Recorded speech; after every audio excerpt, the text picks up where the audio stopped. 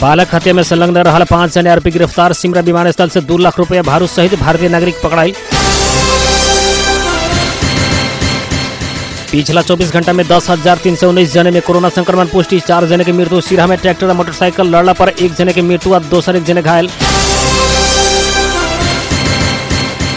मध्य प्रदेश में 6 से 5 जने लागू औषध सहित पकड़ाई। 40,000 से ज्यादा टैबलेट बरामद। माघ 15 गते होखे वाला राष्ट्रीय सभा सदस्य निर्वाचन के मौन अवधि शुरू।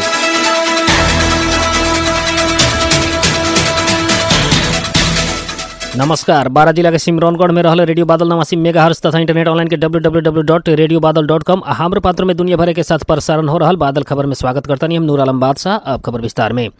जिला प्रहरी कार्यालय परसा से बालक हत्या आरोप में 5 जने के पकड़ाव करे बाटे। गत पूछ 23 गते जगन्नाथपुर 6 के 12 वर्षीय मंटू प्रसाद कुर्मी के घेट ऐंठ के मारल गए अवस्था में सब मिलल रहे।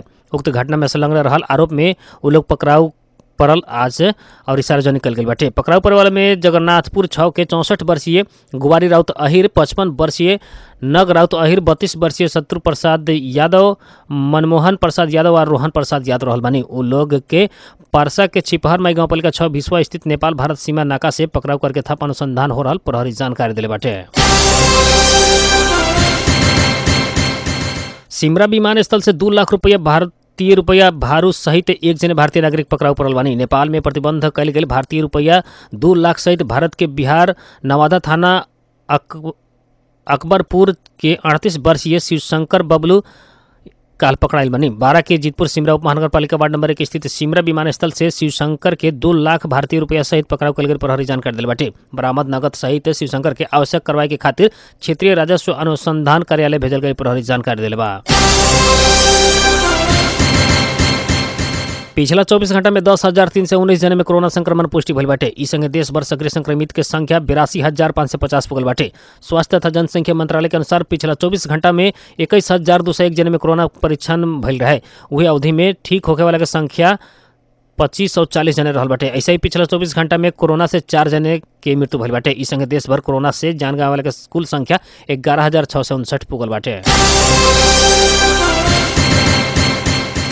सिरहा में एक पुरुष के लाश मिलल बाटे। गोलबाजार नगर पालिका 8 मैनावती नदी के निर्माणाधीन रीड बांध में जमल पानी में आज पुरुष के लाश मिलल बाटे। स्थानीय सब लाश के देखला बाद प्रहरी के खबर कले रहे। प्रहरी घटनास्थल में पहुंच के लाश से निकाल के पोस्टमार्टम में खातिर लहान स्थित राम कुमार उमा प्रसाद स्मारिका अस्पताल में भेजल बाटे। सबके पहचान खुले सकल नहीं। घटना के विषय में थप अनुसंधान हो रहल जिला प्रहरी कार्यालय सिरहा के एसपी अर्जुन प्रसाद तिमिल सिन्हा जानकारी दिले बानी।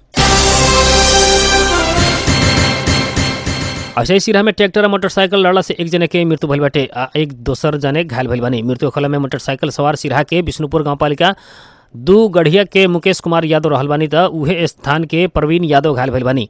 ये बीतल रात सिरहा चौहरवा सड़क खंड अंतर्गत नरहा स्थित सिरहा से चौहरवा तरफ आ रहल ऊख के बोकल ना एक 7 से 95 नंबर के ट्रैक्टर के पछाड़ी से 108 प 7194 नंबर के डिस्कवर मोटरसाइकिल ओवरटेक करे के खोजला पर दुर्घटना भइल प्रहरी जानकारी दिल बाटे। दुर्घटना पश्चात भाग रहल ट्रैक्टर के स्थानीय सब नियंत्रण में लेके नरहा प्रहरी में बुझेले रहे। घटना के विषय में थप अनुसंधान हो रहल जिला प्रहरी कार्यालय सिरहा जानकारी दिले बाटे।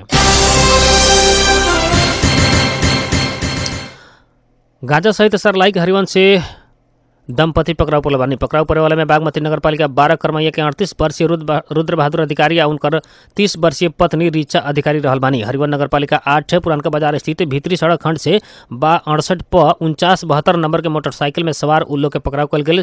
सरलाही प्रहरी के प्रवक्ता एवं डीएसपी माधव प्रसाद बुढ़ाथोकी बताईनी। सवारी चेक जांच करे के क्रम में दंपति के 7 से 5 किलो गांजा बरामद कल गई। बुढ़ाथोकी बताईनी पकड़ाव पड़ल दंपति ऊपर ई बारे अनुसंधान हो रहल जिला प्रहरी कार्यालय सरलाही जानकारी दिले बा। ऐसे ही सरलाही जिला के हरिवन में गरम दारू में डूब के एक बालक के मृत्यु भइल बाटे। बालक के माई घायल भइल बाड़ी। हरिवन नगर पालिका 8 बेताली निवासी मैया गुरमछांग के 1.5 वर्षीय बेटा के गरम दारू में डूब के मृत्यु भइल बाटे।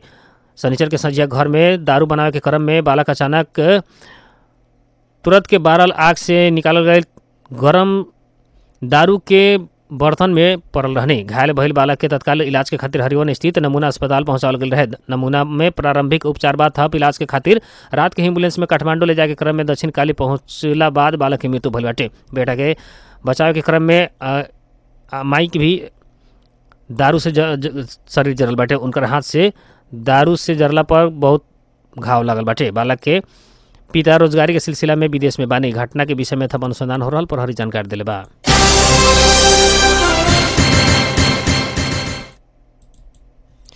बारा जिले के परवानीपुर गांव पालिका में रहल कृषि अनुसंधान केंद्र के सभा हॉल में 4 दिने बाल बालिका नेतृत्व विकास तालीम संपन्न भइल बाटे। परसा सिप मूलक तालीम केंद्र धोबिनी गांव पालिका वार्ड नंबर 3 के आयोजना में तथा परवानीपुर गांव पालिका 12 के सहयोग में 4 दिने तालीम संपन्न भइल बाटे।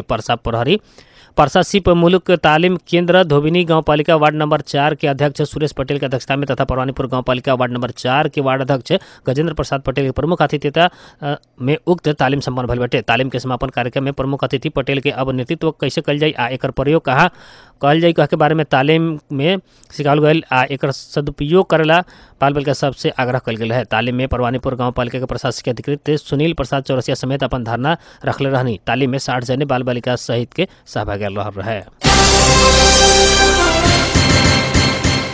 मध्य प्रदेश में लागू औसत से 6 से 5 जने पकड़ाव पड़ल बानी। पिछला 6 महीना के अवधि में प्रदेश के 8 जिला से 6 से 5 जने के पकड़ाव कल गए। मध्य प्रदेश प्रहरी जानकारी दिल बाटे।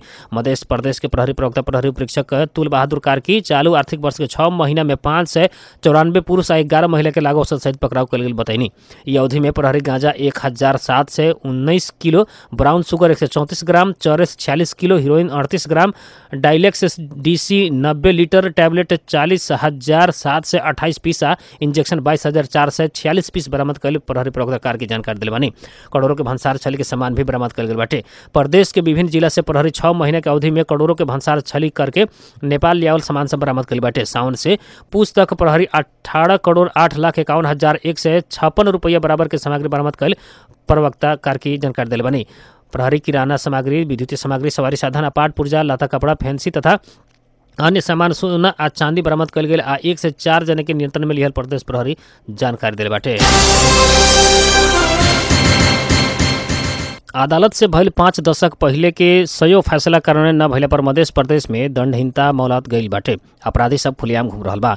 हत्या, हिंसा, बलात्कार, डकैती, अपहरण लगायत की घटना सब में अपराधी सब खुलेआम घूम रहल बाटे। समाज असुरक्षित महसूस करे लगल बा। धनुषा जिला अदालत से 5 दशक ने कईल फैसला के 4,691 वर्ष आ 7 महीना 17 दिन कैद सजाए भुगतान करे के बाकी रहल बाटे। ऐसा ही 11 करोड़ 11,96,000 से ज्यादा जरिमाना वसूल ऊपर करे के बाकी रहल जिला अदालत जानकारी दिले बाटे। मध्य प्रदेश के परसा बायक 7 जिला में 19,007 से 71 वर्ष कैद सजाए बाकी बाटे। ऐसा ही 86 करोड़ 15 लाख से ज्यादा जरिमाना वसूल ऊपर करे के बाकी रहल बा। जौना मध्य सबसे ज्यादा सरलाही जिला में 29 करोड़ रुपया से ज्यादा के जरिमाना वसूल ऊपर बाकी रहल बाटे।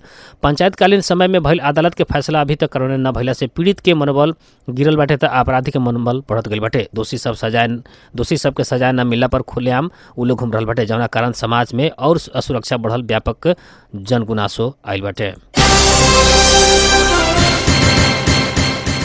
आए वाला माघ 12 गते होखेवाला राष्ट्रीय सभा सदस्य निर्वाचन की मौन अवधि शुरू भइल बाटे। बीतल रात 12 बजे से मौन अवधि शुरू भइल बाटे। मौन अवधि में निर्वाचन प्रचार प्रसार करेला आ मत मांगल के निषेध कल गई बाटे। साथ ही मतदान केंद्र के 300 मीटर से अगल बगल में राखल गई निर्वाचन चिन्ह प्रचार सामग्री हटावे के पड़ी।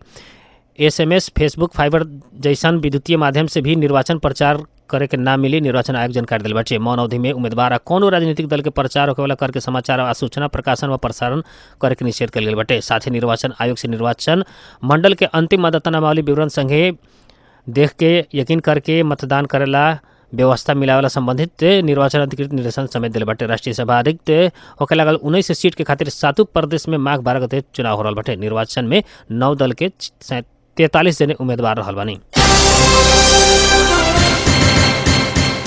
अब मौसम संबंधी जानकारी। रेडियो बादल 89 मेगाहर्ट्ज द्वारा मापन कयल गेल अनुसार सिमरौनगढ़ लगायत आसपास के क्षेत्र के भी न्यूनतम तापक्रम 16 डिग्री सेल्सियस रहल बा। ऐसे आज सवेरे 17, दोपहरिया 22 डिग्री सेल्सियस रहल रहे। आज रात में 14 डिग्री सेल्सियस तापक्रम रहे अनुमान कयल गेल बा। ऐसे आज सवेरे 6:54 पे बेर उगल रहे तो संझे 5:41 में बेर डूबल बा।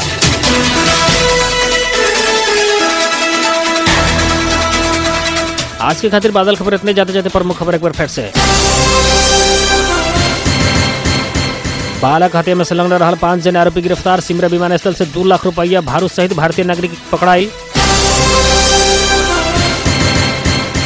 पिछला 24 घंटा में 10,319 जने में कोरोना संक्रमण पुष्टि। 4 जने की मृत्यु। सिरहा में ट्रैक्टर और मोटरसाइकिल लड़ला पर 1 जने की मृत्यु और दोसर 1 जने घायल।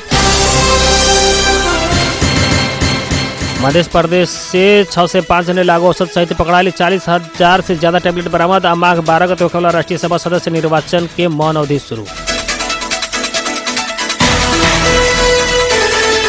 12 जिला के सिमरौनगढ़ में रहल रेडियो बादल 89 मेगाहर्ट्ज तथा इंटरनेट ऑनलाइन के www.radiobadal.com आ हमरो पात्र में दुनिया भर के साथ प्रसारण हो रहल बादल खबर से प्राविधिक मित्र रोस्तम सहित हम नूर आलम बादशाह के विदा दी। नमस्कार।